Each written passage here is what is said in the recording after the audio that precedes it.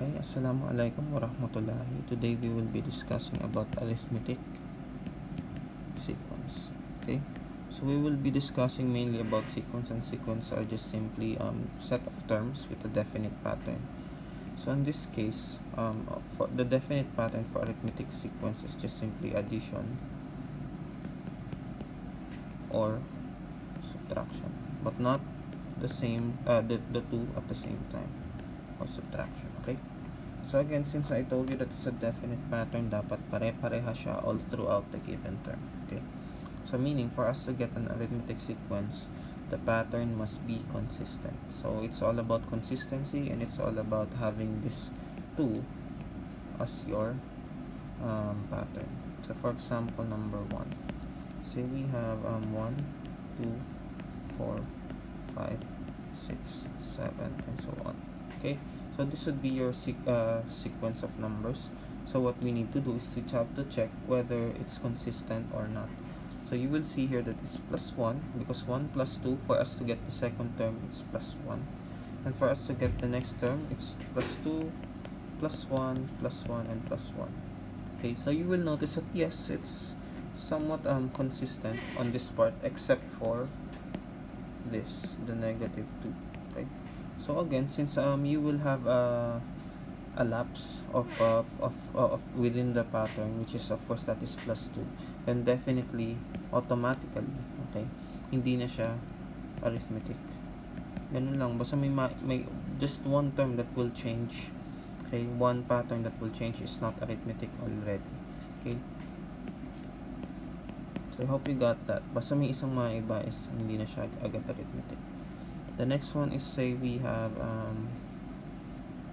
3, 1, negative 1, negative 3, and negative 5. So in this case, you will notice na it's decreasing, therefore it's not addition anymore, but instead it's subtraction. So let's check the pattern. It's actually reduced by by 2 for each term. And you will notice that it is consistent. Why? Because 3 minus 2 is 1. 3 minus 2 is 1. And here, the answer is this one. And then the answer for this one is negative 1 and negative 3 and negative 5, and so on. So again, it is consistent all throughout the pattern. So mangyayari, this one is an arithmetic sequence. Okay, so ganun lang, kapag consistent, arithmetic; pag hindi, not arithmetic. And what do we actually call these numbers? Since it is consistent all throughout, this one is actually called the common difference. At ang common difference in sequences is just simply our pattern for our given sequence. Kumbaga, common siya in a sense kasi nga pare-pareha siya, and difference because it is attained by subtracting a term by the previous term. Okay, so let's denote the common difference as small letter t. So how do we actually get the small letter t? The formula for that is a sub n minus a sub n minus 1, with an exception of but not a sub 1. So bawal sa a sub 1 gamitin. So ang gagawin mo lang dyan is like this. So say na ito yung ating given 3, 1, negative 1, negative 3, and negative 5. Ang sabi lang daw dyan, kumuha ka ng isang term, say this one, okay, tapos subtract mo siya, so bawasan mo siya ng previous term. So for example, this one, kinuha natin si 1, binawasan mo siya ng term bago sa kanya, so that is minus 3. Say again, we have let's say we take again negative 3, or maybe let's take negative 1. Okay, you take negative 1 and you subtract it by the term before it, so that's minus 1. Okay, kasi yun yung bago dun sa negative 1. Then we take, say again, negative 3, bawasan mo siya nung bago sa kanya, which is negative 1, and so on.